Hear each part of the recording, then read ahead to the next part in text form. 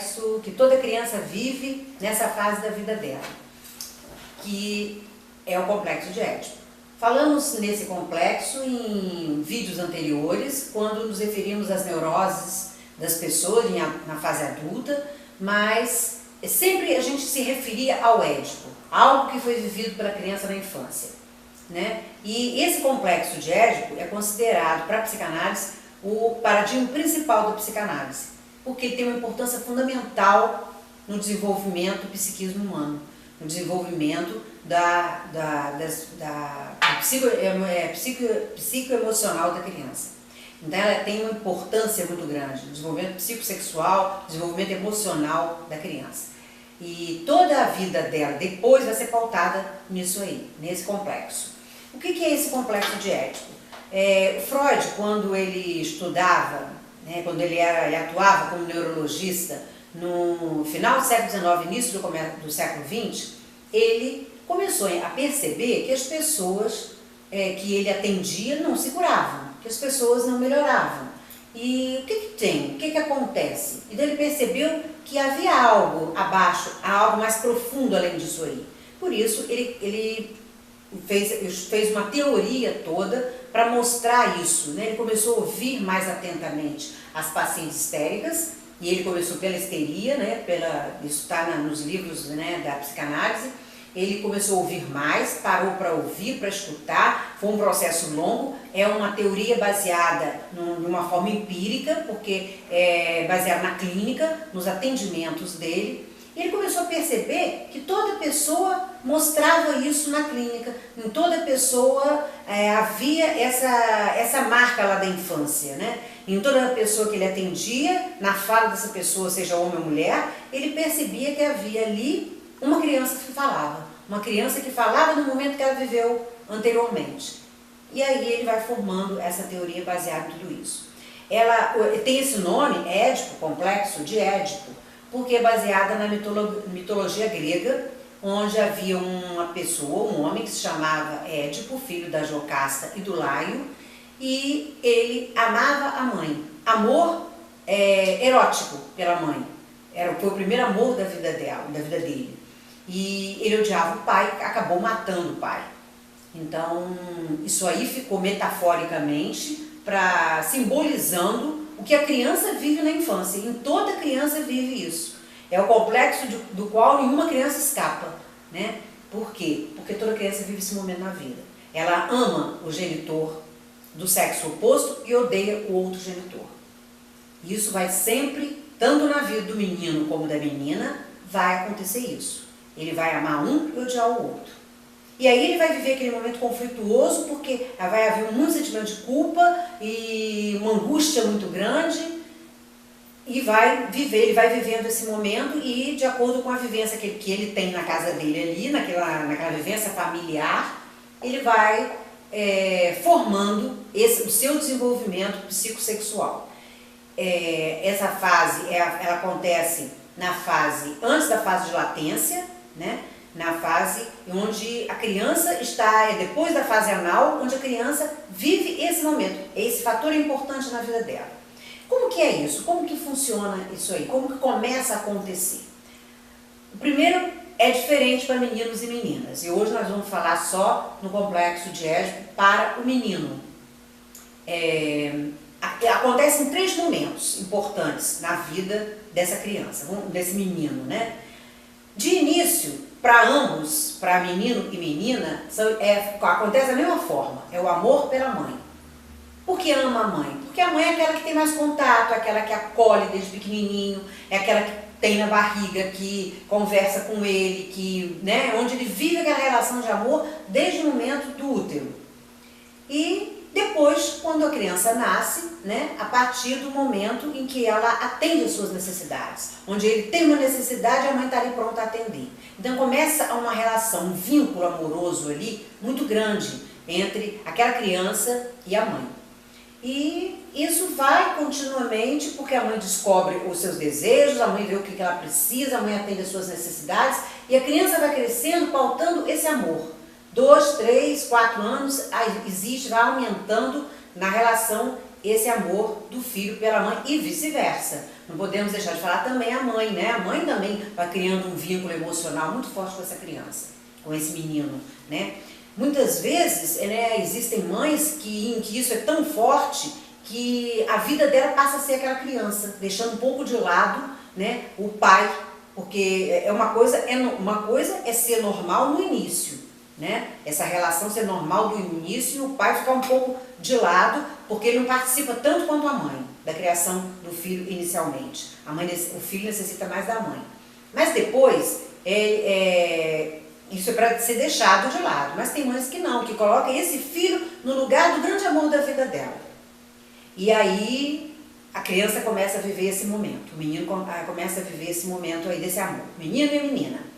Até que momento? Até o momento em que a criança começa a perceber, em torno dos 3, 4 anos, ela começa a perceber que existe uma diferença, né? Ela começa a perceber as diferenças sexuais. O menino começa a perceber que tem uma menina que é diferente dele. E aí ele se atenta, né, para aquela diferença.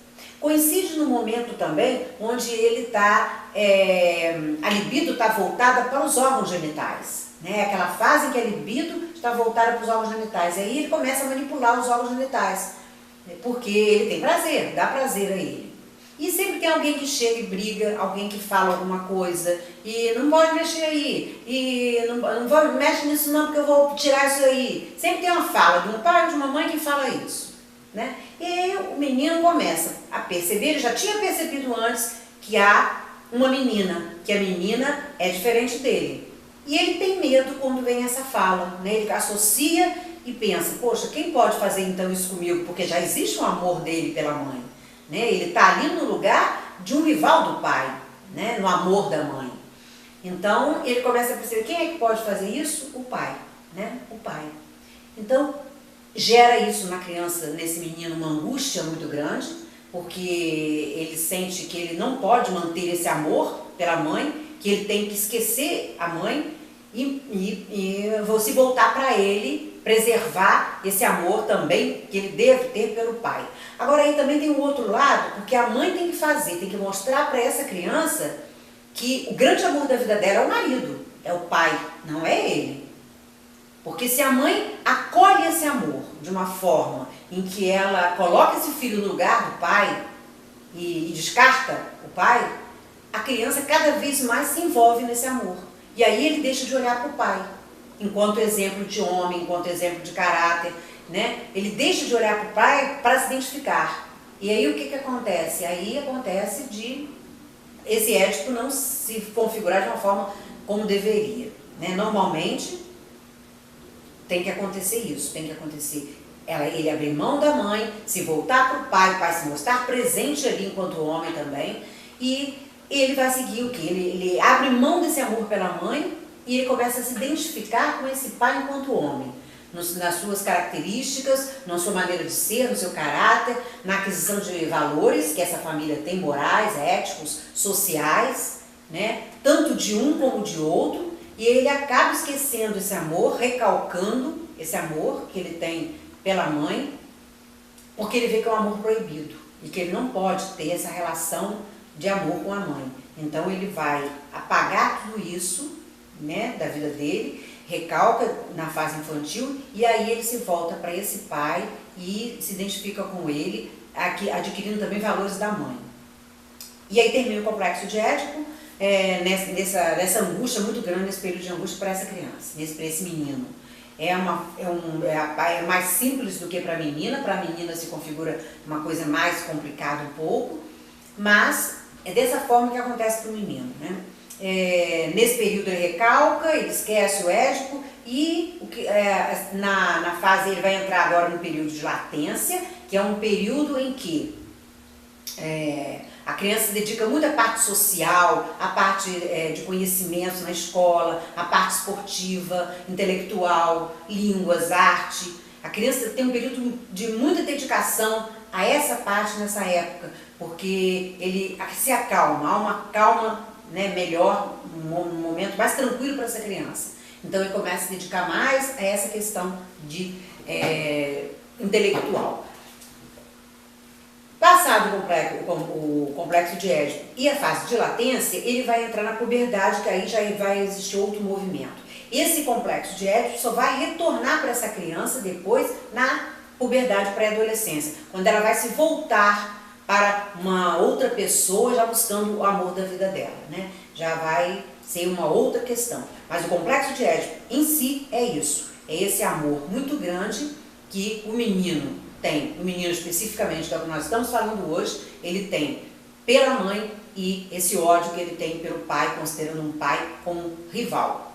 É um amor erótico, não é um amor de filho não, é um amor erótico na fantasia infantil. Para ele, né, ele está vivendo isso na realidade.